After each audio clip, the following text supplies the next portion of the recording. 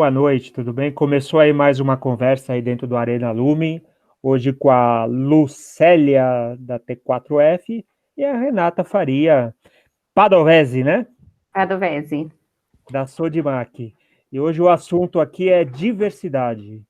Então a gente começa aí primeiramente com a Lucélia se apresentando e depois com a Renata aí para a gente bater um papo aí interessante durante esses 90 minutos aí.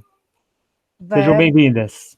obrigada, vamos bater papo. Eu acho que quem é de RH já por natureza tem que ter isso no drive, né? Vamos conversar, vamos dialogar.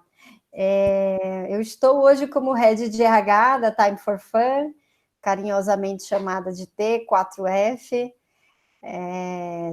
Vem aí de mais de 10 anos, né, de experiências em grandes empresas, multinacionais, passei por empresas muito estruturadas, fui para bem de consumo, depois os últimos, enfim, a outra década, né, os próximos 10 anos, mergulhei um pouco mais no mercado digital, e hoje estou aí liderando uma transformação cultural, numa empresa que lidera o mercado de entretenimento ao vivo na América Latina, e que estavam vivendo esse momento tão peculiar, que não diferente aqui dos nossos colegas, mas que, em especial, o segmento de entretenimento ao vivo foi atingido em cheio aí pela pandemia. E a gente hoje, conversando sobre diversidade, eu acho que a Renata...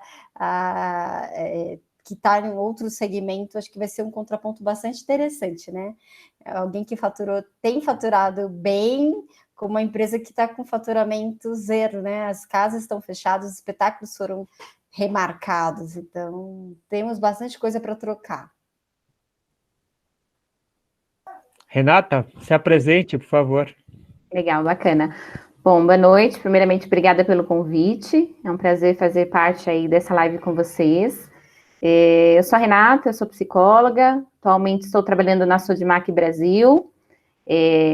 Uma introdução da Sodimac: a Sodimac faz parte do Grupo Falabella, uma empresa chilena, fez a aquisição, a fusão com a empresa Dsico, né? Então, quando a gente fala, eu sou da Dsico, é muito mais familiar do que a Sodimac, mas a Sodimac hoje, ela traz dentro do hall de bandeiras as lojas Sodimac e as lojas Sodimac Dsico, que passaram por uma transformação.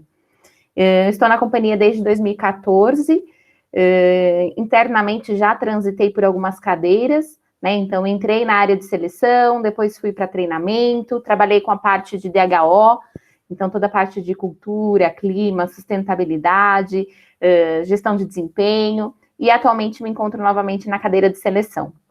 Então, não só diversidade, eu também vivi muita diversidade dentro da companhia, né? Transitei, mudei bastante. Então, acho que diversidade é um tema que acaba nos rodeando, nós que somos profissionais da área de recursos humanos, né? A pandemia é um tema muito atípico para nós, sim, acho que para todos nós, né? Independente aí de faixa etária, independente de segmento.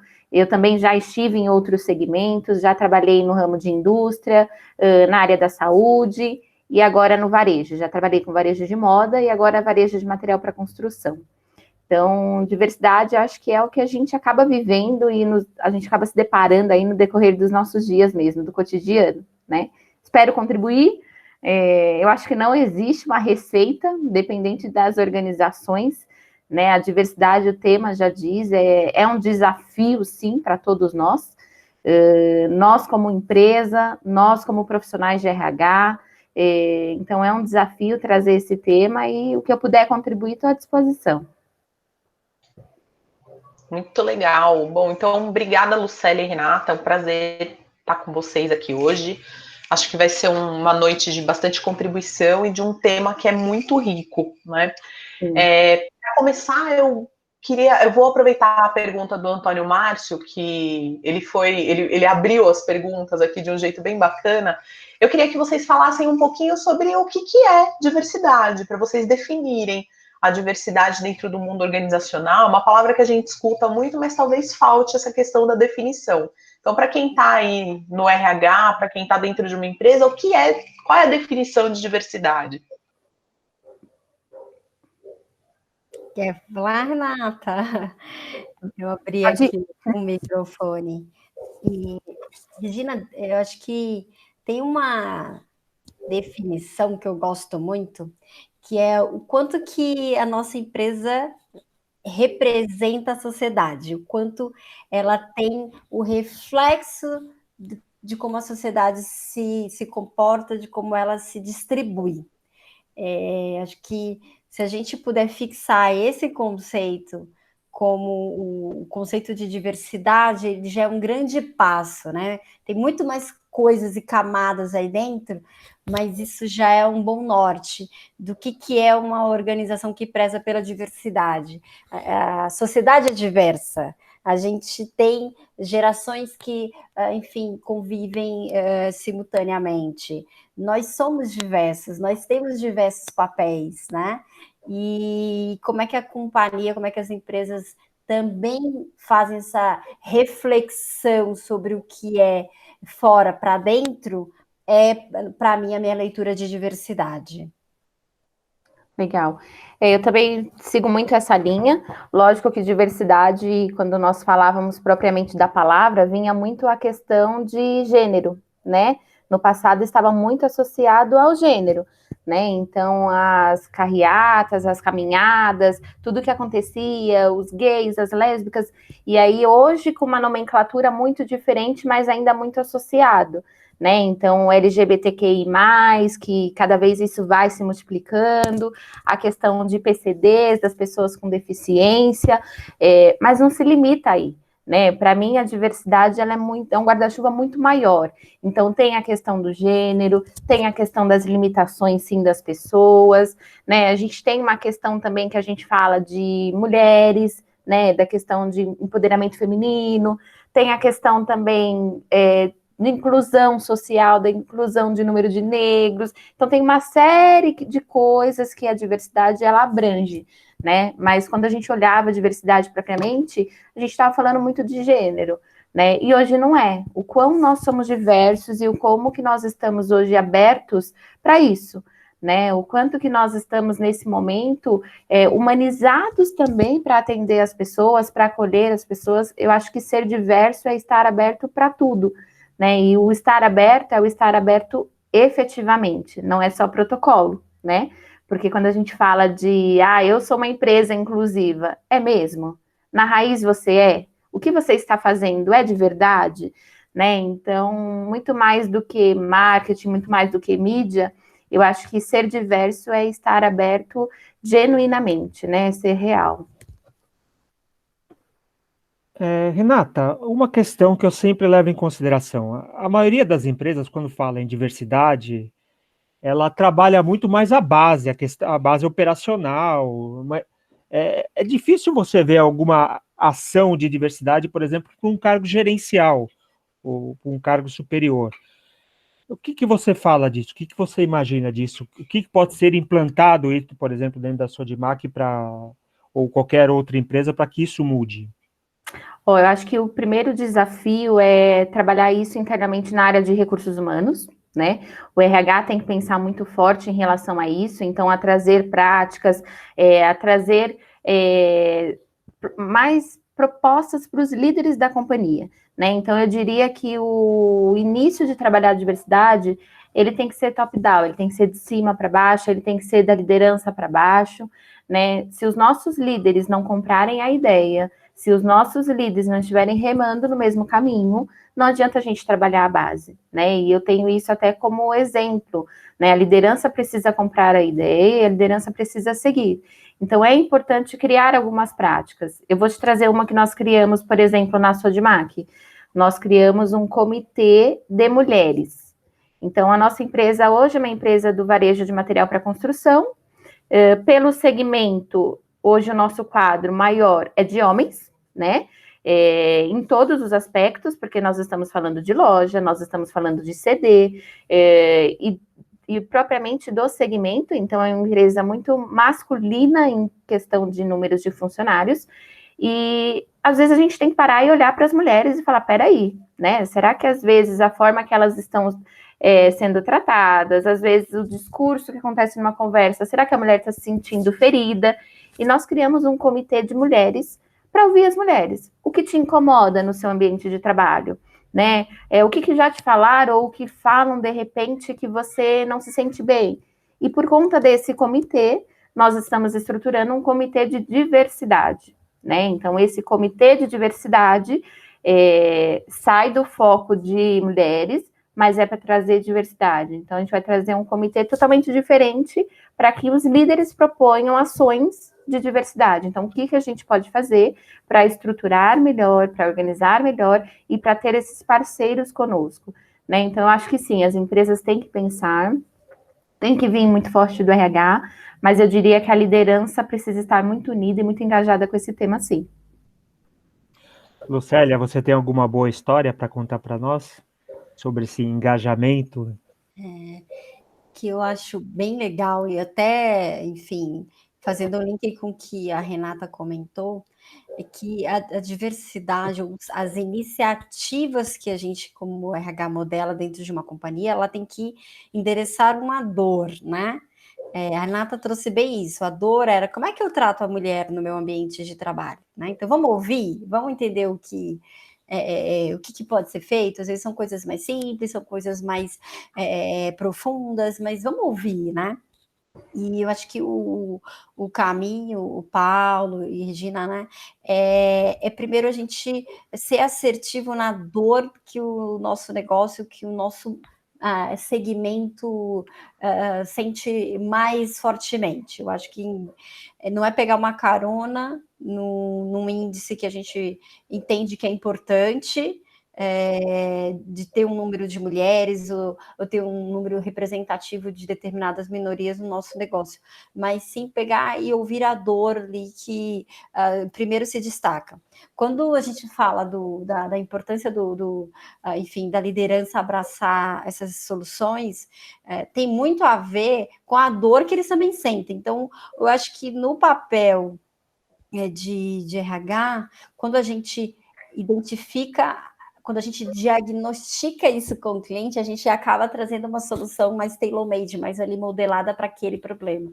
Então, quando eu falo muito de cases, eu já vivi algumas coisas bastante inusitadas. Assim, eu tive durante a minha carreira alguns desafios, até na posição de seleção também, quando a gente era muito provocada por aumentar o número de mulheres em posições de liderança em uma indústria, né, que naturalmente era ocupada por engenheiras, né, engenheiros. E no pipeline de candidatos, a gente raramente tinha engenheiros, muito menos prontos para assumir uma liderança. E a gente teve que trabalhar, como era uma dor daquela organização, a gente entendia que a diversidade ia sim trazer resultados diferentes e era uma demanda de uma dor corporativa, a gente começou a trabalhar nas bases. Então, o case que eu consigo compartilhar com vocês, que foi um case aí bastante sucesso, foi a gente chegou ao ponto de palestrar nas universidades, ou melhor, nas escolas do terceiro ano, explicando o que fazia uma engenheira no mercado de trabalho, para que as meninas se interessassem em prestar vestibular para os cursos de engenharias, quaisquer que fossem eles, e qualquer uma das segmentações. Então, às vezes é preciso a gente dar vários passos para trás para mudar um contexto para que aquele número, aquele objetivo que a gente tem dentro da organização seja modificado. Então, tem um trabalho muito mais completo de mergulhar nas soluções que podem aparecer a partir daquela dor que a gente mapeou. Então, não basta ser apenas um interesse, ela tem que ter um vínculo muito forte com o propósito da companhia, para que você tenha uma estruturação de uma solução de médio e longo prazo. Digo até porque, se eventualmente o RH, uma figura do RH traz alguma recomendação, alguma solução para um executivo, e aquilo é aprovado muito ali, né, no calor, na ideia de que é legal, é bonito, e isso em um ano não se concretiza, porque não é em um ano que vai dar resultado, aquela iniciativa pode perder força e todo aquele investimento ser jogado fora. Então é importante que antes até de lançar a mão de uma iniciativa, aquilo seja muito conectado com o valor, com o propósito da companhia, porque o resultado pode não vir no curto prazo, o resultado pode não ser tão mensurável tão rapidamente, e nem por isso a gente vai parar de fazer algumas iniciativas ligadas ao tema, né? Então, acho que tem diversas iniciativas que podem ser lançadas mão, e a minha recomendação é sempre modelar vinculado ao propósito e à vocação da companhia, né, do negócio. Lucélia, quando você fala de propósito, quando você fala da modelagem do negócio, você entende que diversidade pode ser um tema mais fácil dentro de algum tipo de organização e mais difícil dentro de outros tipos de organização? Você acha que é um tema obrigatório? Todas as organizações têm que ter essa pauta, têm que botar esse tema na mesa? E eu acho que quando a gente escuta, quando a gente pensa numa empresa de eventos, naturalmente a gente acha que diversidade é um tema bem tranquilo para vocês. Primeiro porque vocês lidam com isso, né? O público de vocês é muito diverso, vocês lidam com artistas que são diversos, vocês atingem aí todas as tribos, mas e dentro de casa, como é que é? Será, né? Se casa de ferreiro, espeto é de pau. O tema, eu acho que a T4F tem sim uma vantagem de absorver a diversidade no seu dia a dia pela própria natureza do negócio. Então, você tem já o produtor musical, produtor do evento, você tem a cabeça de marketing para eventos como um Lollapalooza, que é um produto super fã, que vem de propósito, que vem de diversidade, mas quando você olha para dentro, sim, tem oportunidades, e é justamente esse link que a gente quer fazer, né? Que se eu produzo um produto que vende para mercado, que ele é diverso, que ele tem uma série de âncoras que promovem a multiplicidade de gênero, enfim, é inclusivo, como é que dentro nas minhas políticas isso precisa refletir? Porque não pode ser natural, eu não posso deixar que as coisas fluam naturalmente e que isso a reboque acabe acontecendo. Não, eu tenho que fazer de maneira consciente para que eu, sim, absorva todos os resultados que vêm da diversidade, né? Tem uma pesquisa da McKinsey que trouxe que empresas diversas, com diversidades étnicas e culturais, elas geram um resultado 35% superior dos demais. E quando a gente fala em empresas que focam também em diversidades de gênero, elas têm 15% a mais de resultado acima das concorrentes. E aí, a Accenture ainda completa com uma coisa muito legal. Uma das pesquisas que a Accenture divulgou sobre inclusão, ela traz que as empresas que têm políticas claras de inclusão, né? Por isso que o fundamento não pode ser uma consequência, um acaso, né? Empresas que têm políticas de inclusão e praticam isso, elas são até 11 vezes mais criativas e têm muito mais patentes de novos negócios. Então, dá resultado. É resultado, isso impacta em lucro, né? E sim, eu acho que uma da tua primeira parte da pergunta, né? Se isso tem um vínculo de propósito, eu acho que sim.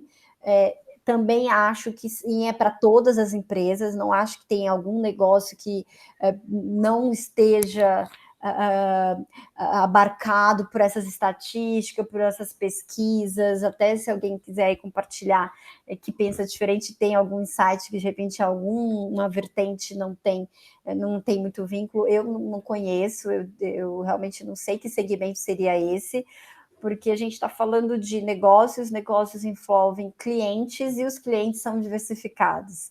Então, na hora de você produzir uma solução, A gente está na era do pensamento ágil, das abordagens ágeis, o design thinking como modelagem de solução. Para eu desenvolver uma solução, eu vou partir da dor de um cliente. Esse cliente, essas personas, elas são distintas, né? Então, se dentro da minha companhia eu consigo ter essa multiplicidade de pensar, de identificar soluções diferentes, a minha chance de sucesso é muito maior. Então, sim, eu acho que é para todas, eu vou generalizar aqui, vou correr esse risco, né? Mas sim, eu acho que é para todo mundo, e eu acho que tem que compor esse algo maior para que as iniciativas vinguem no longo prazo, né? Essa é muito meu idealismo como RH, né? Eu queria chamar o Newton na cal agora para interpelar a Renata Faria. Newton, abre o microfone e o vídeo aí, por favor. Boa noite, tudo bem? Olá. Pô, você sempre me pegando de surpresa, né? Vamos lá, Renata. A Sodimac, né, é grande, cresceu bastante, tá crescendo muito, né? Tem lojas novas aí. Aí eu queria saber assim, né, nessa fase de implantação de novas lojas, vocês têm focado na diversidade para fazer as contratações? Como é que vocês têm conduzido aí esse processo? Legal, bacana. Bom, falando de Sodimac, a Sodimac, no começo eu comentei que ela fez a fusão com a Adsico, né? Então, quando eles vieram para o Brasil, nós já tínhamos 58 lojas, e aos poucos essas lojas foram se remodelando. Então, nós tivemos aí um rollout de mudança de padrão de loja, mas Sodimac, no formato home center, hoje são 6 lojas. Eu diria que sim, que a nossa empresa é uma empresa diversa. Eu, quando entrei em 2014, eu tinha acabado de sair da área da saúde, e a área da saúde é muito engessada, né? E quando eu entrei no segmento de material para construção, eu achei uma empresa muito diferente. Óbvio que de 2014 para cá muitas coisas mudaram. Hoje nós temos políticas de diversidade, políticas de inclusão, mas o que eu comentei, Newton, é que a nossa empresa não tem restrição, né? Quando a gente fala em diversidade internamente para nós, é genuíno, é verdadeiro. Lógico que, assim, o RH tem que ajudar muito, né? Eu diria, no meu papel de seleção, que nós somos a porta de entrada da companhia, né? E quando a gente vai alinhar um perfil de uma vaga com o gestor, sempre vem aquele script, né? Então, olha, eu quero um homem, eu quero na faixa etária tal, eu quero na formação tal. E aí, aonde você dá liberdade e espaço para a diversidade, né? Então, eu diria que a diversidade, ela começa sim na entrada e sim com seleção. E a nossa equipe de seleção, os nossos líderes de loja, hoje nós não temos nenhuma restrição em relação a isso, né? Então, em relação a gênero, em relação à cor, a única coisa que a gente tem uma atenção maior é em questão de PCD. Por quê? Porque eu tenho lojas e eu tenho alguns cargos, algumas posições que não me permitem algum tipo de limitação, né? Então fica um pouco mais difícil, mas não que não dá para ter na unidade. A gente pode sim pegar essa limitação, pegar este profissional e adequar para a necessidade dele e vir de encontro com a diversidade que a organização hoje está buscando. Uma coisa que eu vi que mudou muito é que era muito solto na nossa empresa, né? Então, olha, vamos contratar aprendiz, vamos contratar PCD, vamos contratar mais mulheres, e vamos. Mas não tinha isso controlado, não tinha isso acompanhado, isso não estava em números. E quando você põe isso em números, e quando você põe na mesa, e quando você põe no compromisso da liderança, isso muda, né? Então, por isso que eu falei de início, os líderes precisam se envolver, porque quando você mostra, olha, uma unidade tem X mulheres, e na outra tem Y. Numa unidade tem X PCDs, e na outra tem Y. A gente está falando da mesma empresa, né? Eu compactuo com o que a Lucélia trouxe da questão da diversidade estar vinculada ao propósito da empresa. Sim, tem que estar vinculada à cultura da empresa, ao propósito, à missão, à visão, a valores, a tudo, né? Eu acho que a diversidade tem que estar muito alinhada, mas ela tem que estar como compromisso. Então, para nós, no processo de seleção, hoje nós não temos nenhum script, não temos nenhuma restrição, e isso facilita muito, né? Então, vai entrar um roqueiro, legal, seja bem-vindo. Vai entrar alguém com um turbante, legal, seja bem-vindo. Vai entrar um PCD, calma aí, vamos ver o que ele pode fazer, aonde, vamos entender ali, porque senão a gente também exige de uma pessoa aquilo que ela não vai entregar e vai puni-la, né? Ao invés de beneficiar, nós estamos prejudicando. Então, eu acho que esse cuidado tem que ter, e para nós, assim, está sendo muito gratificante mesmo a inauguração de loja. Newton, Obrigado, Renata. Newton, na One tem alguma, por ser uma empresa japonesa, tem alguma diferença com relação à diversidade? Então, na verdade, a gente está num processo de mudança da cultura, né? A One, como você falou, é uma empresa japonesa. A One é uma empresa que veio de uma joint venture de 3 empresas tradicionalíssimas, né, japonesas, e a gente está recebendo um guideline lá do Global de trabalhar essa questão da diversidade. Mas ainda nós estamos muito embrionários, assim. Eu posso dizer que a gente ainda não está apto, né, na questão estatística, mas nós estamos, assim, abertos para a diversidade, sim. É que a diversidade é um assunto muito amplo, né? A gente fala muito hoje as pessoas pensam em gênero, né? Mas não é só gênero, né? E tem vários outros fatores aí de diversidade que você pode trabalhar. Mas acho que a gente está preparado para isso, está se preparando para isso, viu, Paulo? Acho que em breve aí nós vamos estar conseguindo dizer para o mercado que nós somos uma empresa que está apta para a diversidade. Mas ainda não estamos prontos, não. Eu fiz essa pergunta para a Renata porque, assim, você pega algumas empresas, né? Por exemplo, a Chili Beans. Chili Beans é diversidade total, né? Você vê lá um monte de gente, um monte de estilo, né? Trabalhando na empresa.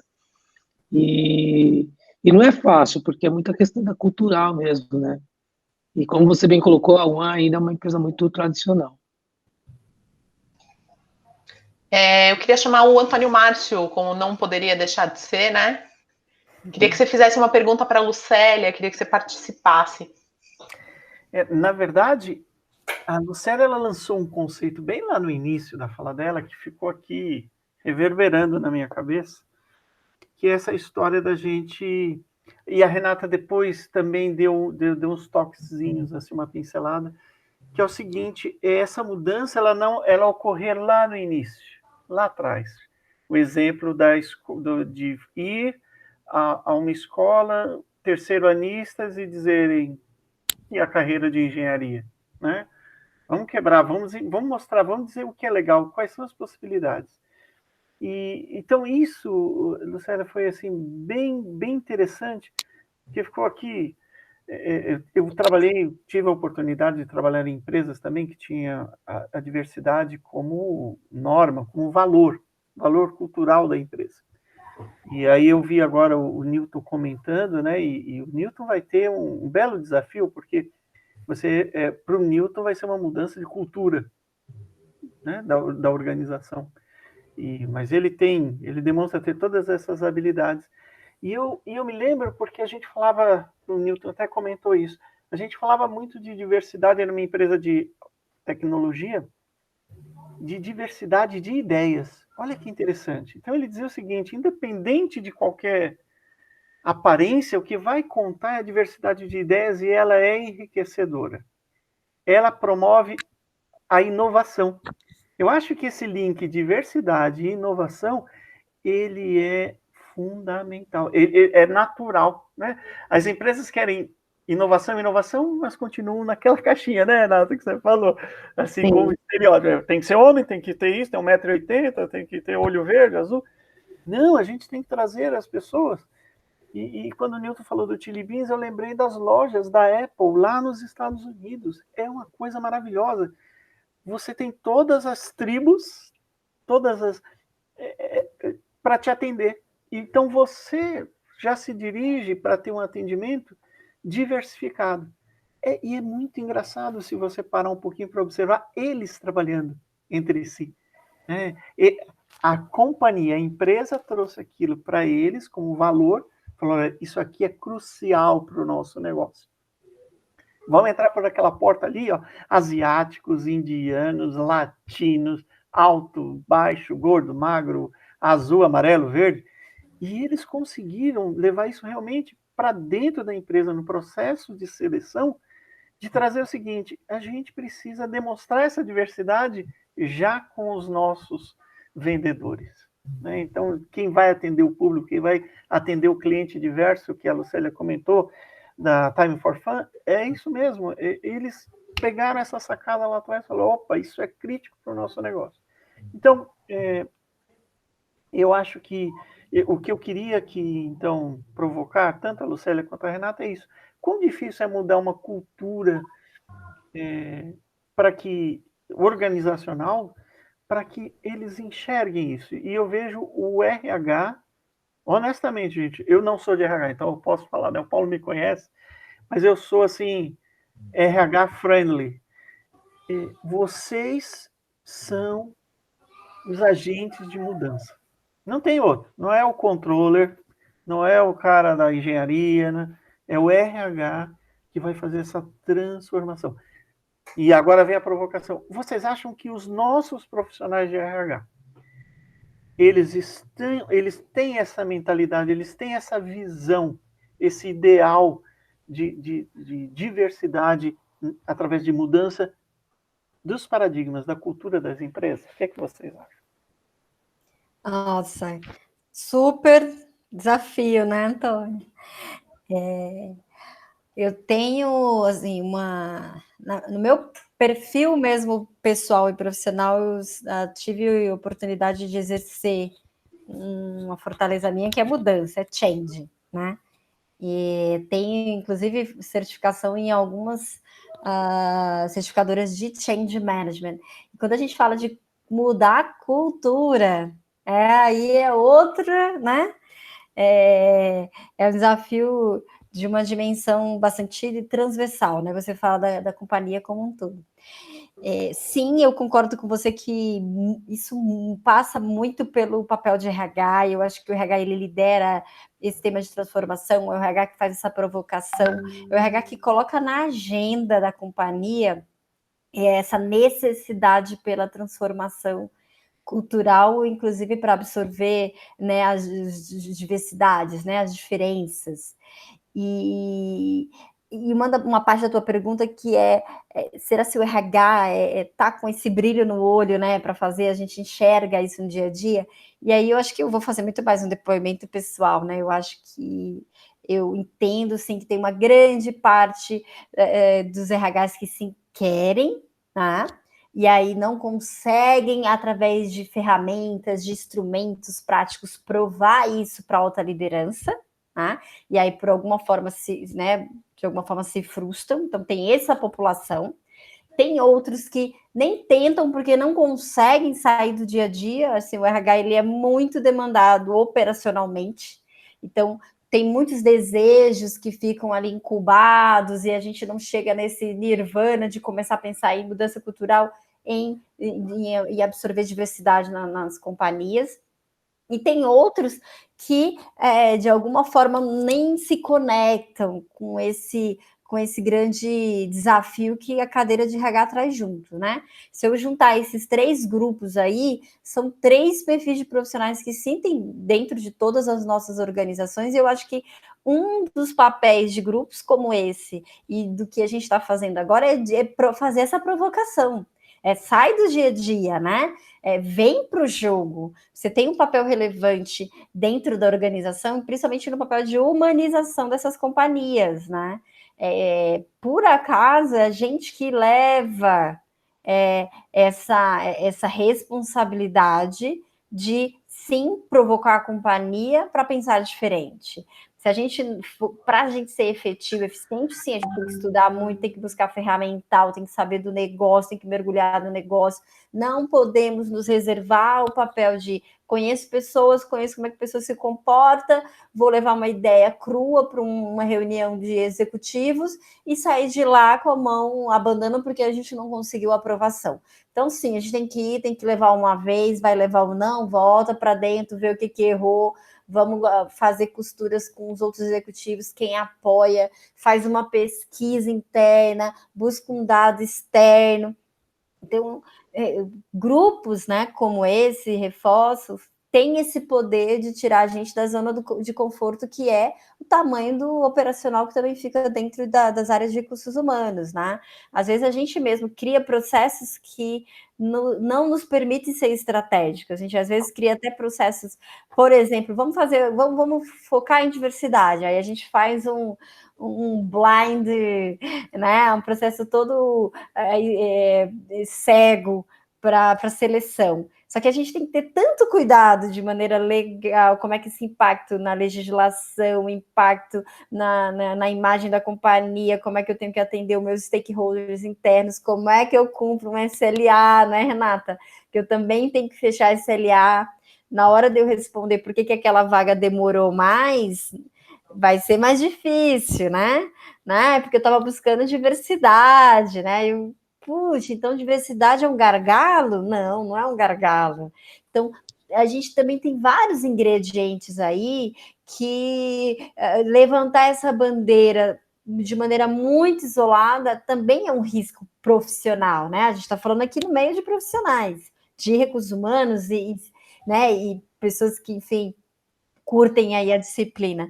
Então, o RH, ele tem, sim, esse papel, mas a gente tem que apoiar também quem tem se frustrado, acho que ao longo dessa jornada, e compartilhar ferramentas. É por isso que a gente fala muito, como é que é essa prática, como é que a gente troca no grupo, né? Acho que o Lumen tem muito esse papel de compartilhamento para que quem, né, já errou naquele primeiro caminho, fala como é que foi que você fez, né? Essa troca é muito rica, né?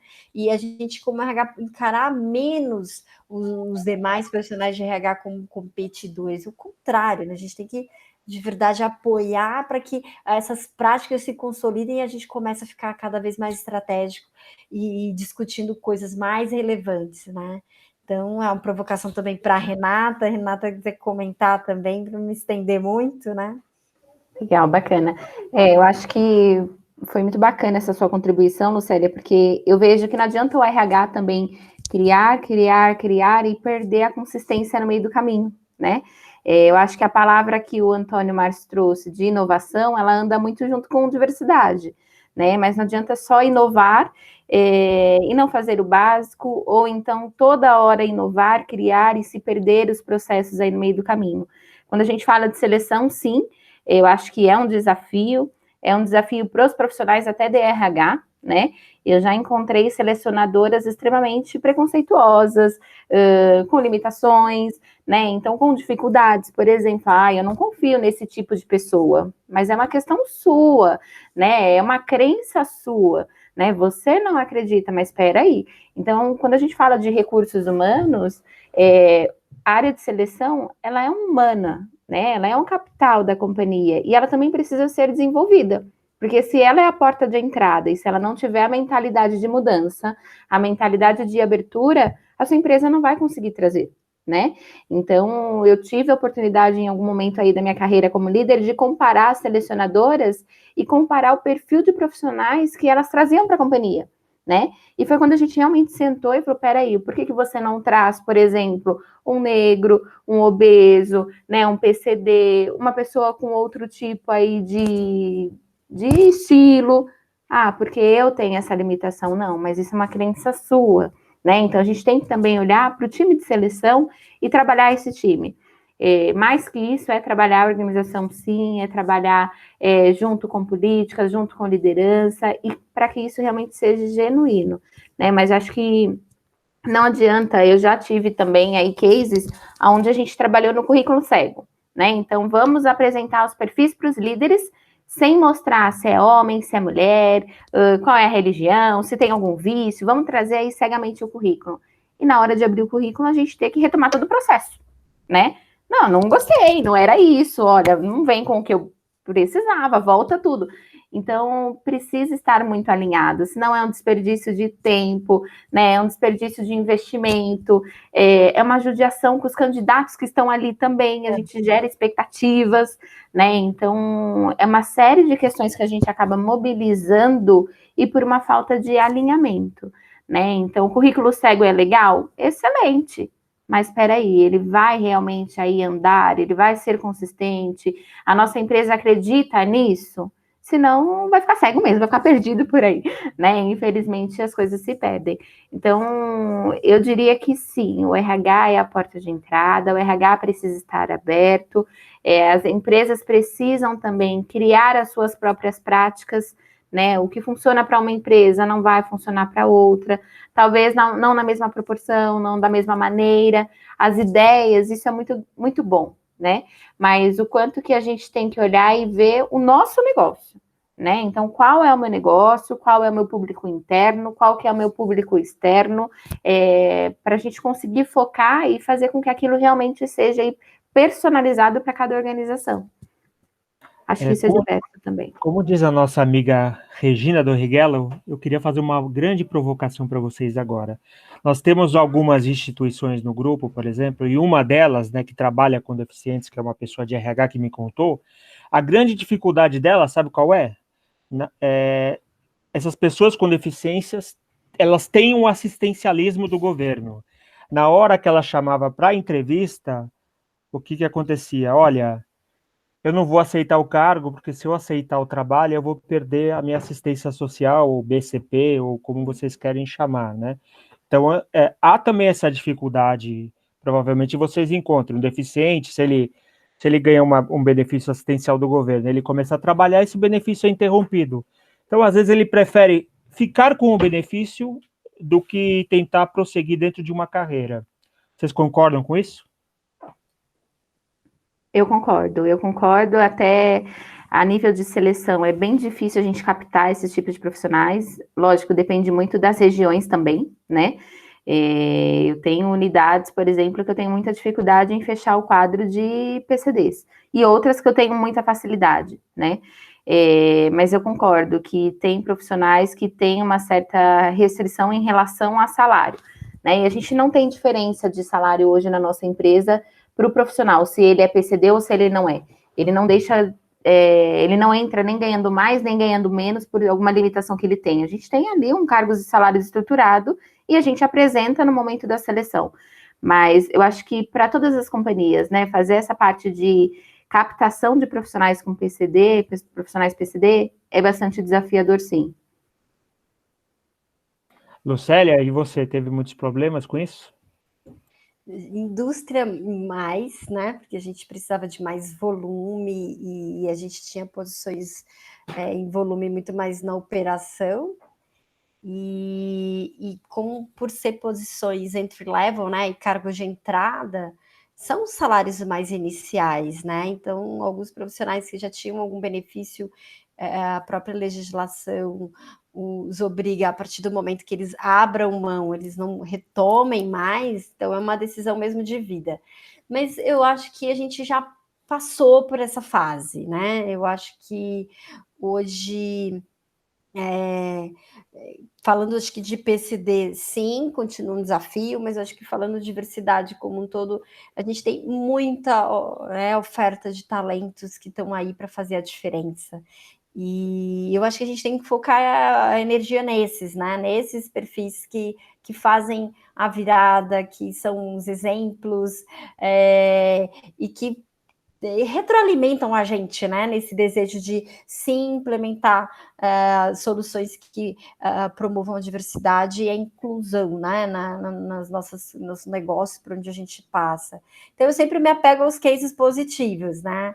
Apesar dos cases negativos serem bastante marcantes, os cases positivos retroalimentam a gente no sentido de, enfim, fazer mais, né? De trazer mais soluções para oferecer oportunidades, né? Eu fiquei pensando aqui numa pergunta e eu queria, acho que pode ser bacana a gente separar os dois assuntos, mas trazer eles aqui para todo mundo. A gente falou bastante sobre diversidade, né? A Renata com uma experiência, trouxe bastante experiência rica aí, principalmente na parte de seleção, de atração, e a gente tangenciou o assunto de inclusão, né? E existe uma máxima no mercado que fala que diversidade é quando você convida para festa e inclusão é quando você tira para dançar. Para dançar.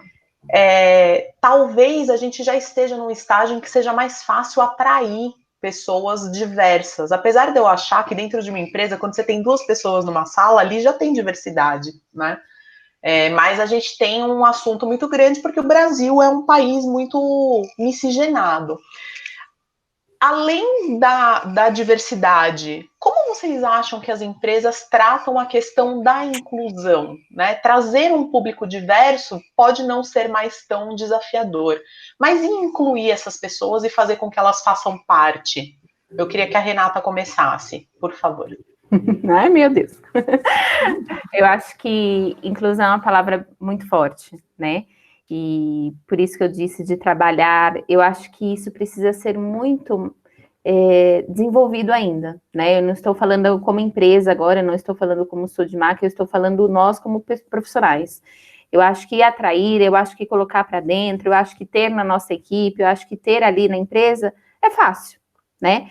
Mas incluir e deixar participar, e deixar opinar, e realmente não tratar com diferença, eu acho que aí sim é o nosso desafio como profissionais, como líderes, como humanos, né? Eu acho que aí sim cabe a nós. Eu tive uma vez um líder que virou para mim e falou, olha, eu não quero mais que a Renata trabalhe as minhas vagas, porque ela está escurecendo a minha área, né?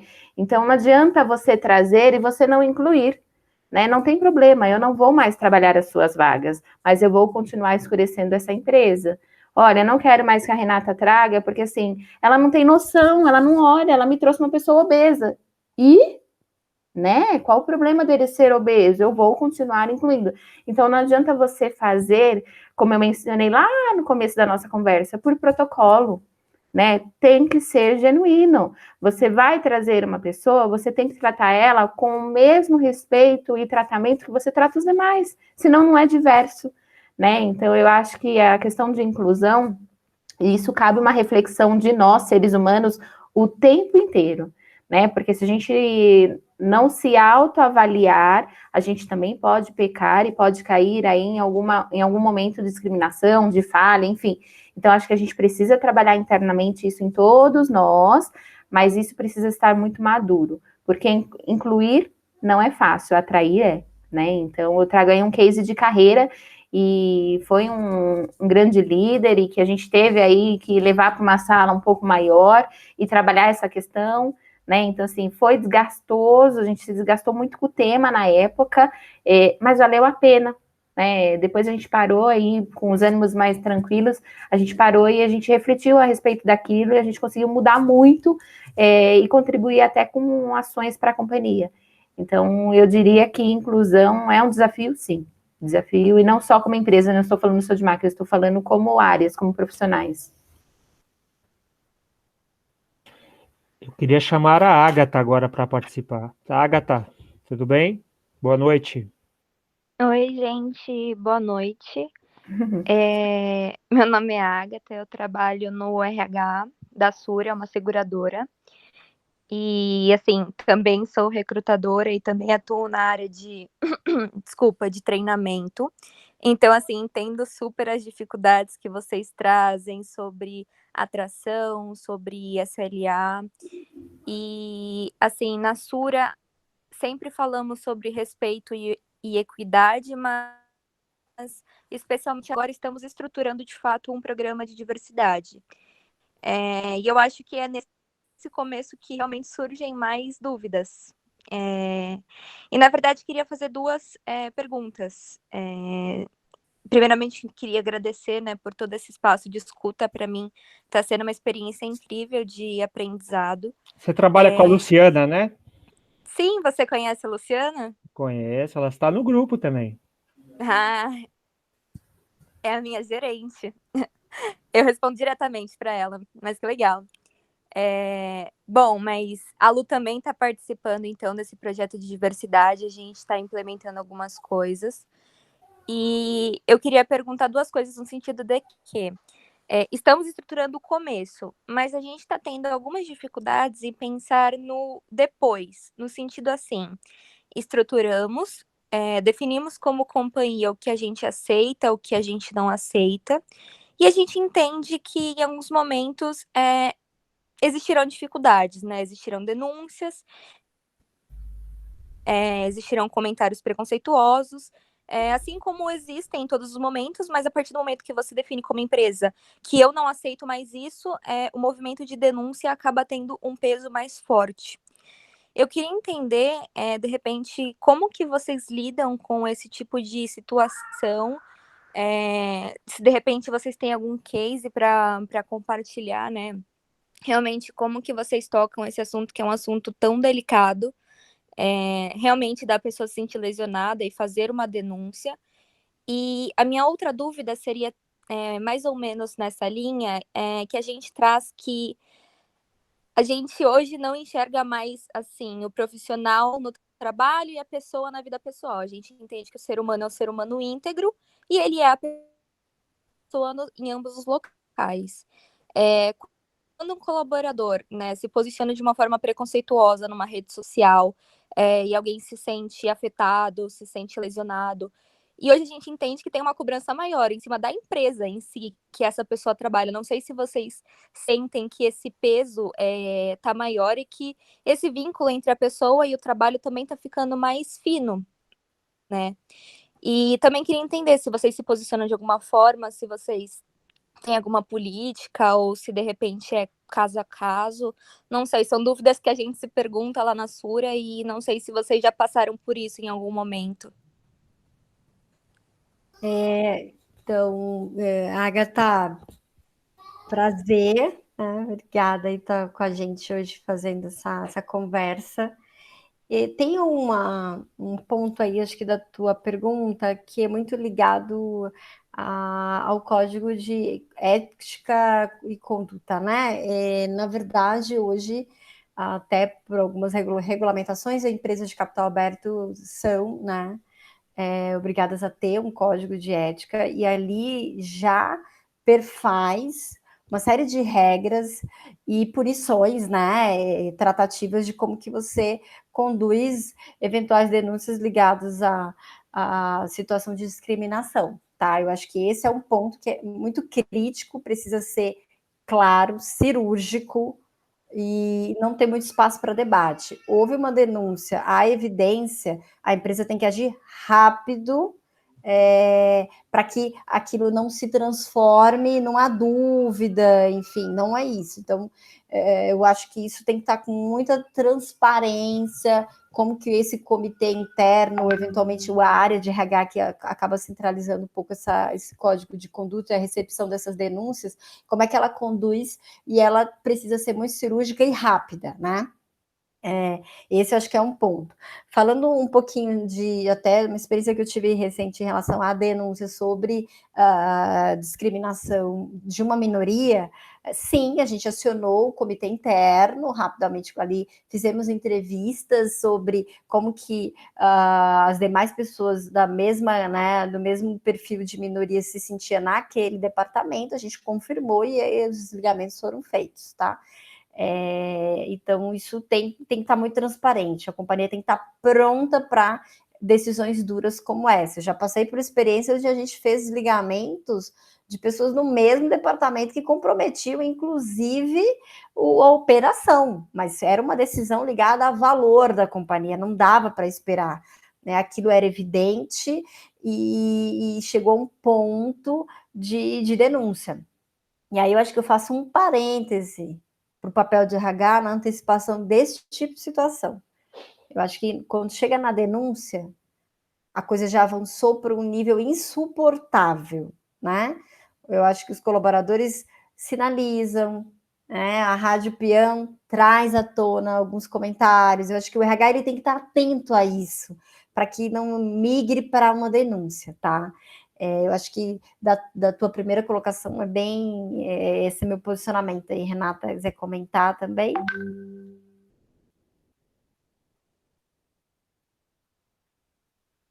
Oi, desculpa, o microfone não estava abrindo.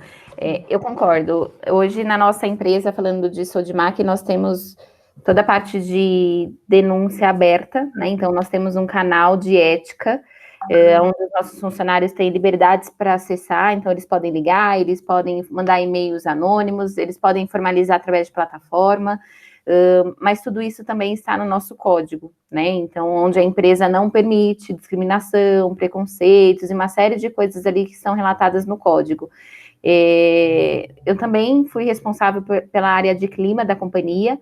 Hoje nós trabalhamos com a GPTW, então a GPTW audita o nosso clima, e a gente tem que estar realmente muito sensível a isso, né? Eu compactuo com a Lucélia quando ela diz que se cai para um canal de denúncia é porque as coisas realmente já se agravaram demais, né? E para as redes sociais, a gente também já teve até cases que a gente teve que envolver o nosso departamento jurídico, sim, já teve justa causa, sim, uma série de ações que nós precisamos realmente ali ser um pouco mais duros, mais firmes, mas para contornar algum tipo de situação. Mas hoje a nossa empresa, a nossa área, a gente não permite nenhum tipo de desrespeito, de discriminação, de humilhação. Eu acho que isso tem que estar realmente aí muito estruturado, sim, Agatha. Precisa pensar realmente nisso, né? E como que a gente vai fazer para que as pessoas realmente tragam isso, né?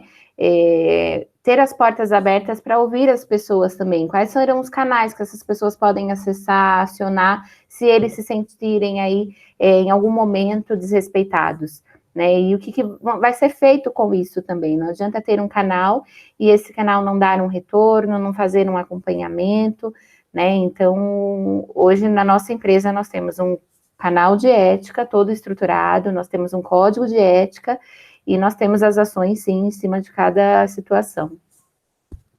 Entendi. O Antônio Márcio queria as palavras também? Lucélia, você quer falar? Depois o Antônio Márcio completa. A Agatha, ela tinha feito 2 perguntas, eu não lembro se a gente respondeu as 2, Agatha.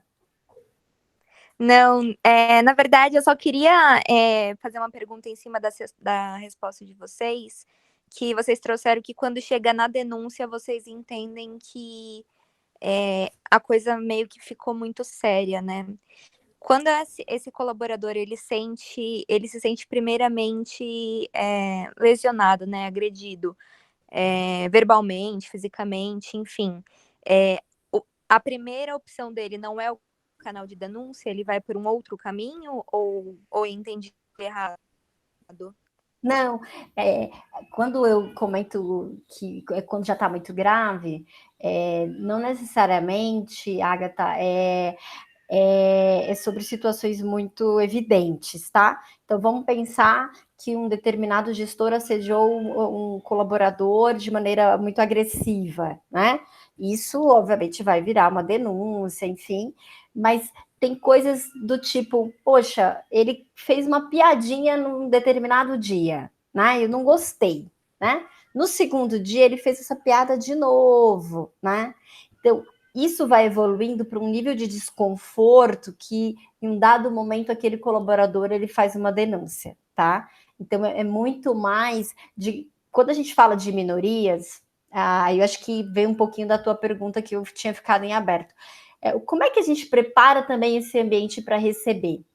Eu tive algumas experiências com profissionais com nanismo e a gente fez uma reunião anterior com o grupo para preparar e falar assim, tudo bem que você nunca lidou com uma pessoa de baixa estatura, tudo bem.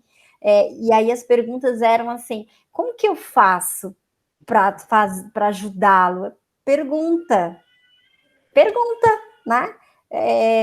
Mas ele vai se sentir ofendido? Pergunta, faz a pergunta de maneira aberta, de maneira genuína, que é muito mais humano você ser transparente do que você se segurar ali e de repente vir fazer alguma pergunta, alguma constatação que a pessoa não estava querendo aquela ajuda, né? Então, eu até tirei aqui que a diversidade está acontecendo aqui, né? O bebê Eu ia até comentar agora, eu ia tirar um barato. alguém acordou ali, né? O bebê de 10 meses está ali. E o que acontece? Quando a gente recomenda para você já trabalhar ali no início, é fazendo essa preparação. Né? Se você prepara o time para receber, as pessoas que chegam também já percebem que o time já está à vontade, coisas para quem tem baixa estatura. Fizeram a pergunta, e aí, se a gente fizer alguma piada, tal? Pois é, se fizer alguma piada e for de mau gosto, a gente sempre devolve também. Se coloque no lugar, né? E a empatia?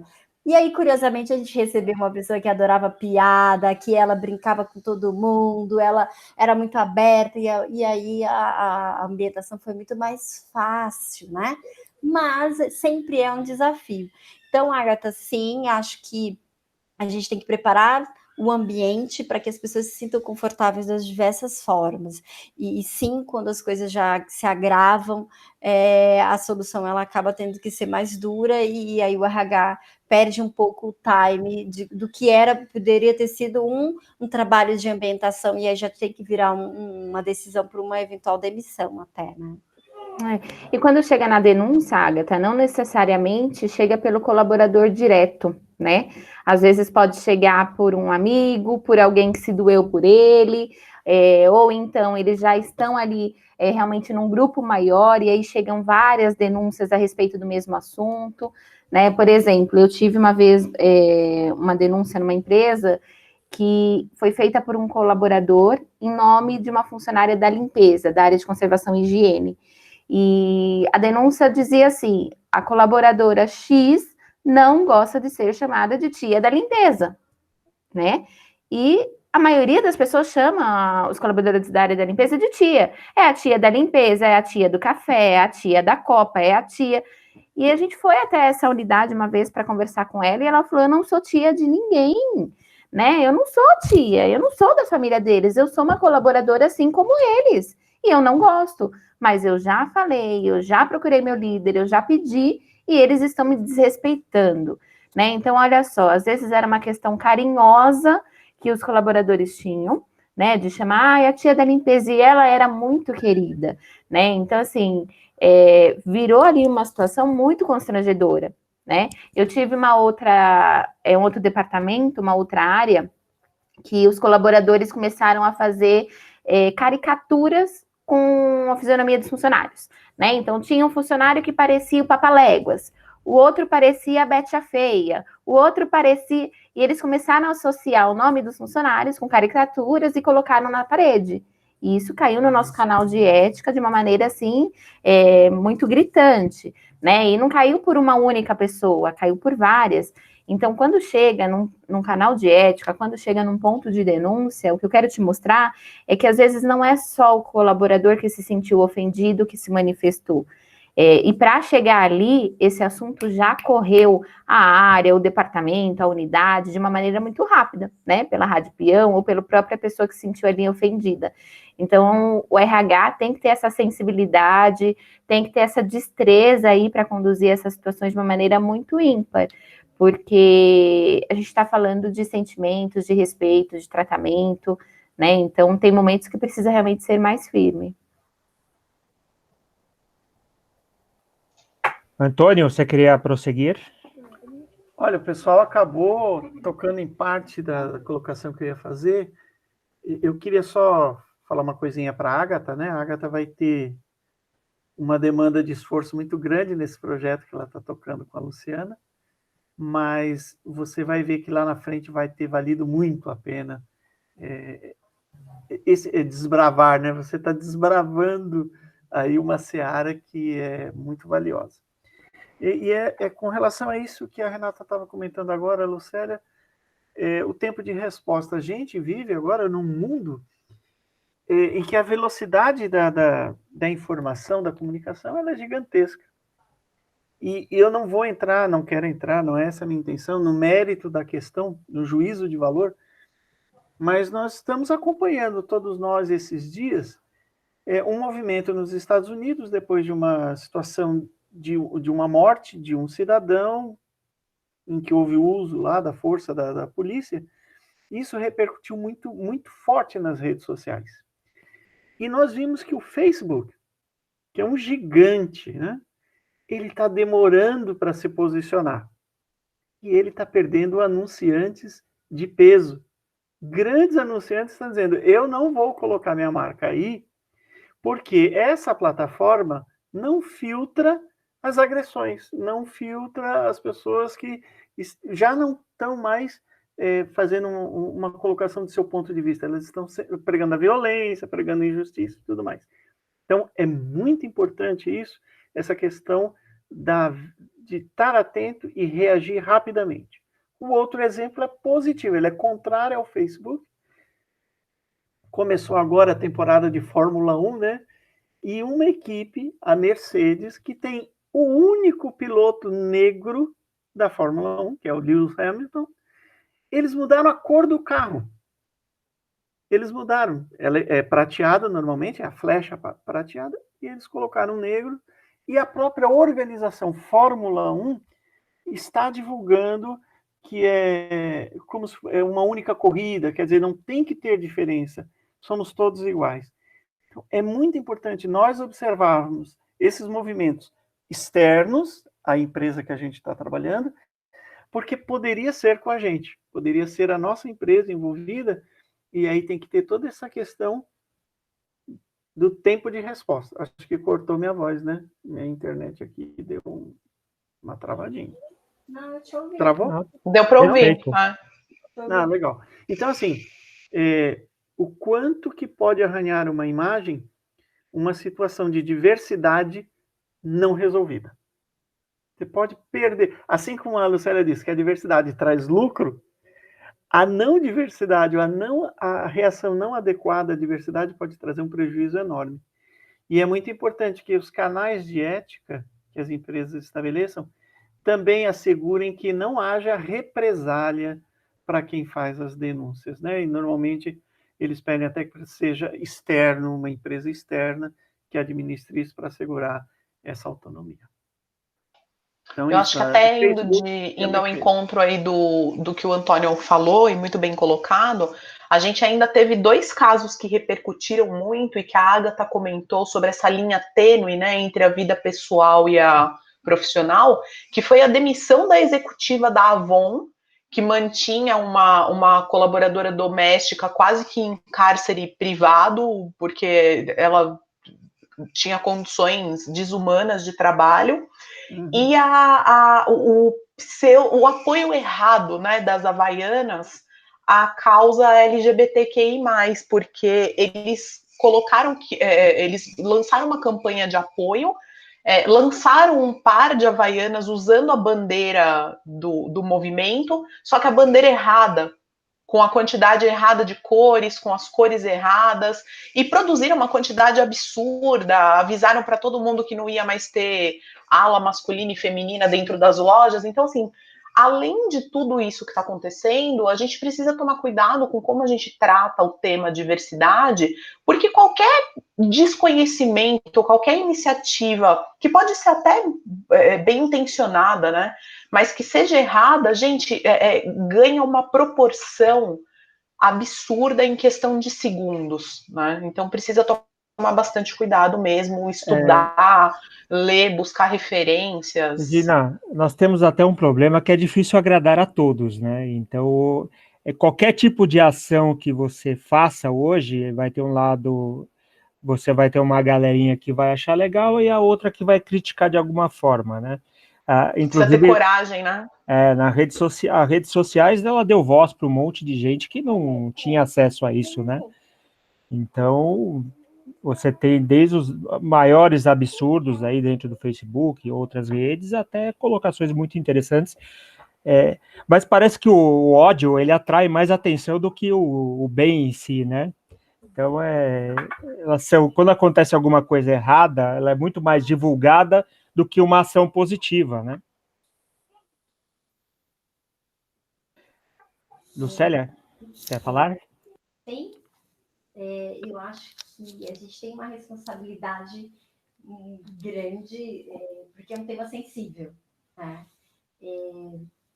Vivi uma coisa muito curiosa, porque a gente fez todo um evento de diversidade, e uma pessoa que era head de uma determinada área, ele começava a falar alguns termos que iam contrariando o próprio evento.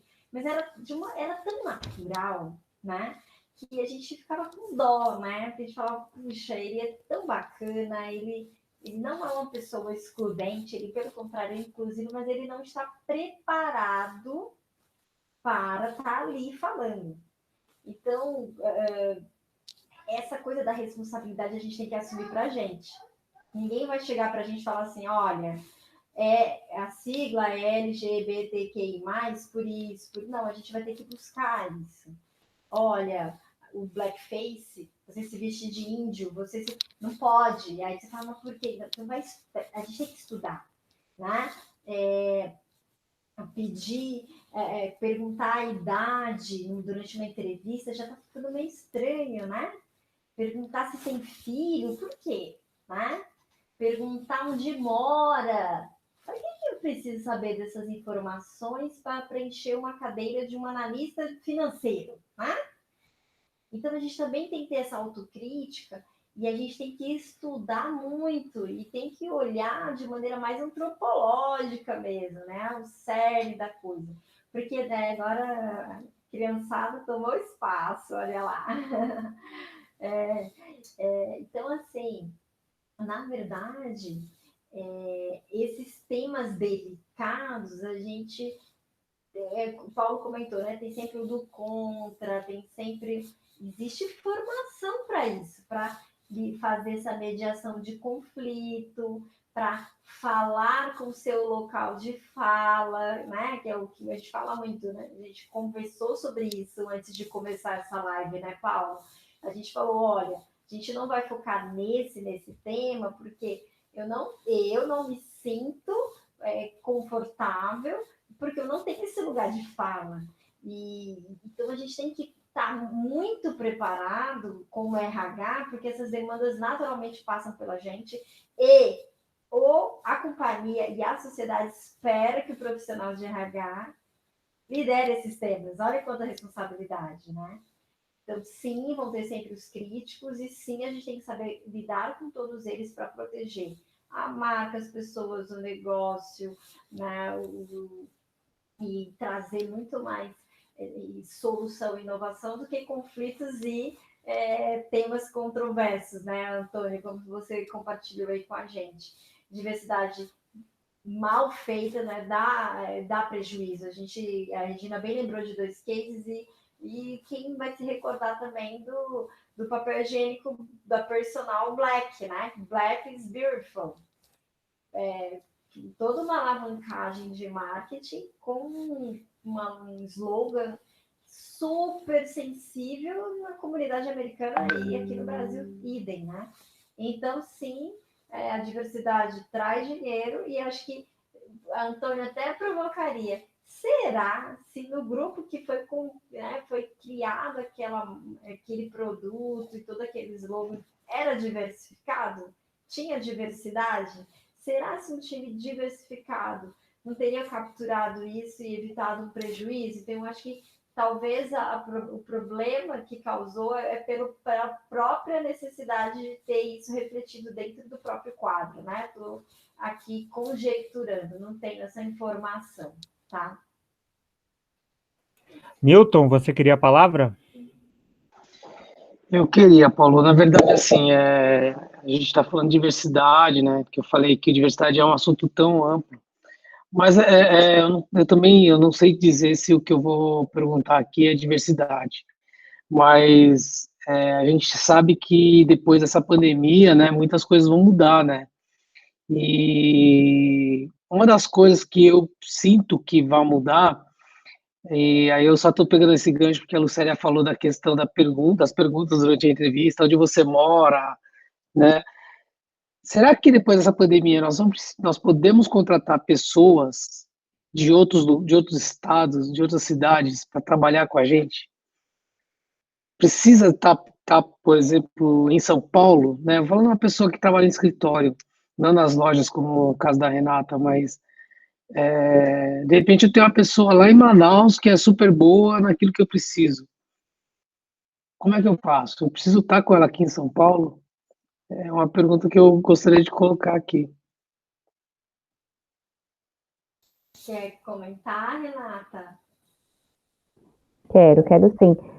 Na verdade, acho que pós essa pandemia vai ser um aprendizado para todos nós, né?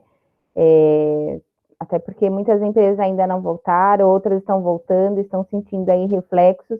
O que a gente estava comentando um pouquinho antes da live era de que a Sodimac, ela está dentro dos serviços aí que são essenciais, né? Então, a pandemia, para nós, ela nos ajudou, né? No primeiro momento, na primeira semana, nós ficamos com as nossas lojas fechadas, mas depois de uma semana, a gente conseguiu a abertura de todas as unidades e passamos aí a ter uma venda muito gratificante para todo o grupo. Mas sim, acho que é uma questão da gente refletir, da gente entender como que vai ficar. Nessa mesma linha que você trouxe, é a questão do home office também, né? A nossa empresa não acreditava na modalidade de home office, né? E com essa pandemia, a gente já tem até estruturado aí uma política, o que a gente vai fazer, quais são as áreas, os cargos. Então, acaba sendo um aprendizado para todos nós, por conta do momento, do cenário também. Eu queria chamar a Arlete. Arlete, boa noite, tudo bem? Está por aí? Oi, boa noite, estou aqui sim. Desculpa, gente, eu não vou abrir a câmera porque não dá, tá? Mas estou aqui acompanhando e estou curtindo aqui as falas e tudo mais. Me passam algumas coisas aqui pela cabeça, mas hoje eu estou preferindo escutar um pouquinho vocês, tá? Bem, eu achei muito legal o levantamento, o ponto que o Newton trouxe, a respeito do como que a gente vai contratar as pessoas, né? Essa coisa do escritório e tudo mais. Eu super concordo com ele, eu acho que vai ter uma abertura aí gigante, e não só a gente falando de Brasil, a gente falando até de mundo, né? Falando de América Latina, eu acho que isso vai se fortalecer muito. E o contraponto disso, né? Que possivelmente, né, possa começar a acontecer, e com certeza vai vir como demanda para o RH, como que vai ser essa questão de remuneração de pessoas de regiões tão distintas, né? Então, assim, é um ponto que vai puxando o outro, que não está diretamente ligado ao assunto tema hoje, né, que é diversidade, mas que eu achei legal levantar aqui com vocês. Excelente, né? O que eu tenho percebido, né, Leti, obrigada aí pela participação também, é que a gente foi lançado a partir de uma grande crise, né, que se soma aí uma crise sanitária, econômica, social, para fazer diferente do que a gente vinha fazendo, né? Eu acho que muitas das ideias que a gente tinha só ali no pensamento, né, e ainda não tinha parado para modelar, elas vão ter que vir para a mesa agora. A gente vai ter que ser criativo o suficiente para repensar as formas como a gente tem praticado práticas seculares e que não vão funcionar mais tão bem nesse novo normal. Falando de contratação, e vindo também a reboque a questão do home office, sim, algumas empresas, e eu incluo a T4F, incluo outras empresas que já passei, sempre tiveram uma questão aí ligada à dúvida se home office era produtivo. E a gente já está trabalhando 100 dias de home office. Então, para que experimento maior, né? A pandemia, ela provocou a tomada de decisão rápida, necessária e sem precedentes. Eu acho que a oportunidade das empresas de refletirem como é que foi esse momento, é óbvio que não é um home office normal, eu costumo repetir isso. A gente não está vivendo um home office normal, a gente está vivendo esse home office aqui, que a Renata pega o bebê, a minha outra está chorando, o filho aparece, ajuda a lição. Isso não é home office, é pandemia, A gente está num momento ímpar. O home office é quando você, de verdade, a sua filha, seus filhos vão estar lá na escola, enfim. Então, esse momento de home office, sim, ele passa a ser um normal, né? A gente, na T4F, distribuiu um notebook para todos os perfis, inclusive nossa central de atendimento, nossa área de tickets, todos eles saíram com notebook para suas casas, para que eles tivessem a operação mantida a partir dos seus lares. E quando que a gente pensou até fevereiro, não vou nem muito longe, né? Até fevereiro, quando que eu pensei em colocar o saque dentro da sua casa, fazendo atendimento ali pelo computador, né? Pelo seu computador ali na sua casa. Então, sim, eu acho que é o momento da gente pegar todos esses cases de sucesso e de experimentação que foram feitos e transformar em política, transformar em práticas, revolucionar o mercado. É uma companhia que agora começa a devolver uma parte dos seus escritórios, porque já não tem mais necessidade, começa a abrir processo seletivo para trabalhar de outras pessoas de outras regiões, você vai ter acesso a talentos diversos. Somos nós, né, de São Paulo, acho que a maioria aqui de São Paulo, que agora pode se permitir sair desse caos do trânsito e morar um pouco mais distante. Olha quanta oportunidade! E aqui eu convido vocês, acho que não tem muito a ver com a live, mas eu convido vocês a não deixar esses aprendizados dessa pandemia se perderem. A gente, como ser humano e como, né, gestores de RH, temos que trazer esses aprendizados e absorvê-los no nosso dia a dia. Seja pela perspectiva do que foi bom e do que não foi bom, seja pela perspectiva da diversidade, né? Sem a diversidade, eu não entendo que a gente vai fazer a virada, né? E se a gente está num momento de grande transformação, é hora da gente marcar o gol, né? Marcar os gols aí nesse tema e junto com os executivos que agora estão muito mais sensíveis a ideias diferentes. A gente não pode perder também esse espaço, tá? A gente está chegando perto aí do horário da gente terminar, e para não extrapolar muito, em primeiro lugar eu quero agradecer a Renata e a Lucélia, ao Paulo. Toda quarta-feira a gente está aqui juntos e tem sido muito legal, tem sido aprendizado atrás de aprendizado, né? E eu não podia deixar de reconhecer, gente, duas mulheres que trabalham pra caramba e estão com as filhas no colo, ou seja, no momento em que vocês podiam estar se dedicando à família, vocês toparam dividir conhecimento aqui com a gente.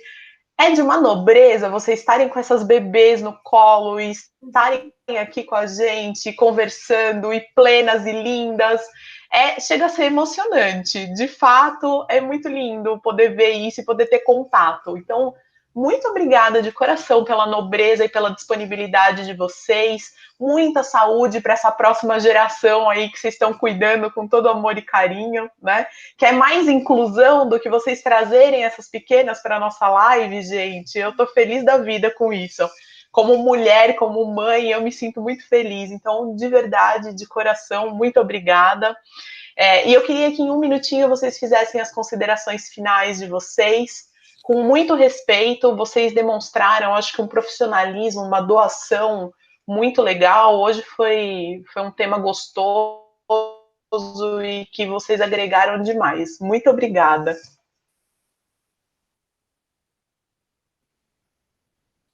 Quem quer dar as considerações finais? Lucélia, Renata?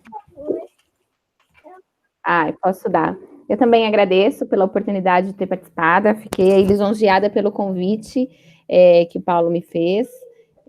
Lógico, pensei e repensei, mas me organizei para isso, né? A Nenezinha está fazendo 1 mês hoje e o máximo que poderia acontecer é ela participar mesmo. Já estava prevendo essa participação, mas de verdade eu estou super à disposição para ajudá-los, para ajudar o grupo, o Paulo, Regina, para contribuir um pouco mais. Sou jovem no grupo também, então o que eu puder contribuir, estou à disposição. Mas obrigada pelo convite, espero que eu realmente tenha acrescentado, tenha ajudado aí nesse encontro de hoje. Lucélia? Obrigada, Paula, pelo convite. Regina, foi muito legal aqui essa conversa com você. Renata, pela troca. estamos aí à disposição. Enfim, no grupo a gente pode trocar bastante também, os nossos contatos estão lá, né, Paulo?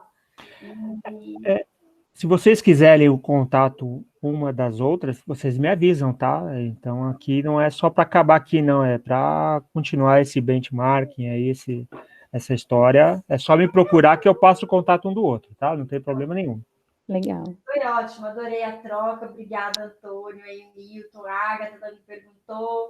A Natália que ainda ficou quietinha, mas também estava com a filhota lá, e a Laete também. Obrigada, gente. Eu que agradeço vocês aí pela participação, pela disponibilidade, né? Como a Regina falou, com o filho e tudo. Mas daqui uns anos vocês mostram para o filho de vocês. Olha onde eu estava aquela noite e tal, fazendo uma live. Não sei nem se vai ter live daqui 10 anos, né? Como que vai ser, né? Porque as coisas estão mudando tão rápido, né? Então, vem tantas tecnologias novas por aí e talvez isso seja até obsoleto daqui 10 anos, né? Mas agradeço. Semana que vem nós temos mais um encontro com a Fernanda Capriotti, que é ex-Itaú, ex-Via Varejo.